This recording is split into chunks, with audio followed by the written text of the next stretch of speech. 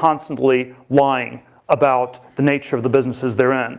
And this is why this is, in my mind, this is the most important, it's not necessarily the most important thing in business, but I think it's the most important business idea that people don't understand, that there are just these two kinds of businesses.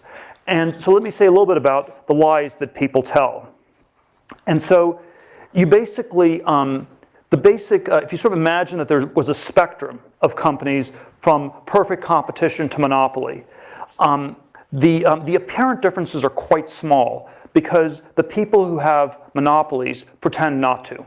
They will basically say, and it's because you don't want to get regulated by the government, you don't want the government to come after you, so you will never say that you have a monopoly. So anyone who has a monopoly will pretend that they're in incredible competition.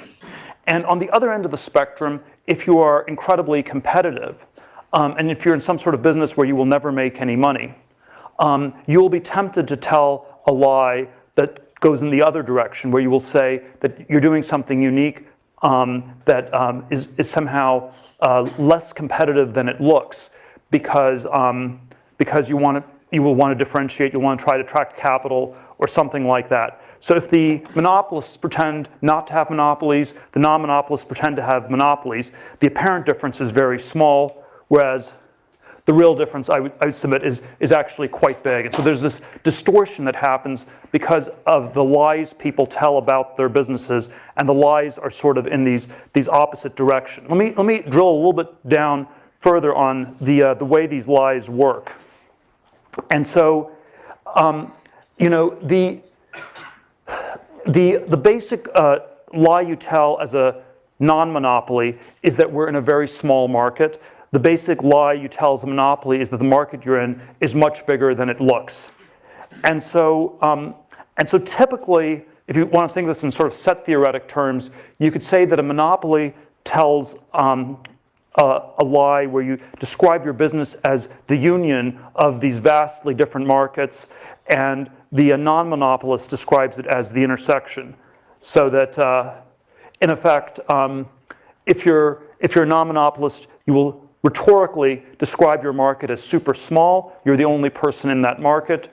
If you have a monopoly, you will describe it as super big, and there's lots of competition in it. So some examples of how this works in practice.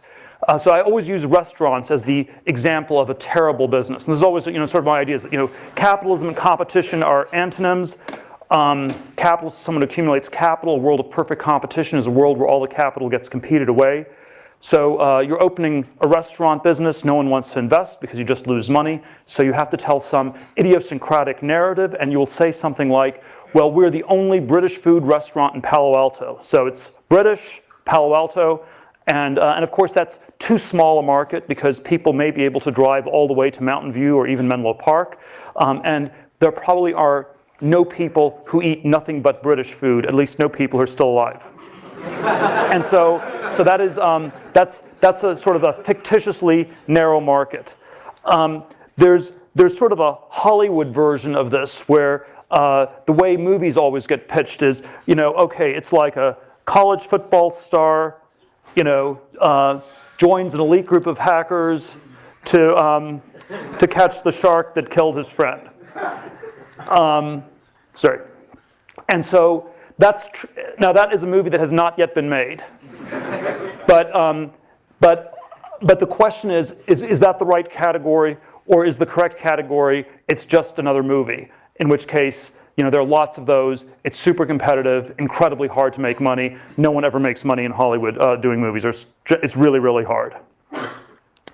And so you always have this question about, does the intersection, is it real? Does it make sense? Does it have value that one should ask? And of course, there are startup versions of this where the sort of the really bad versions, you just take a whole series of buzzwords, sharing mobile, social apps, you combine them, and you have some kind of narrative. And whether or not that's a real business or not it's generally a bad sign. So it's almost this pattern recognition when you have this rhetoric of this sort of intersections.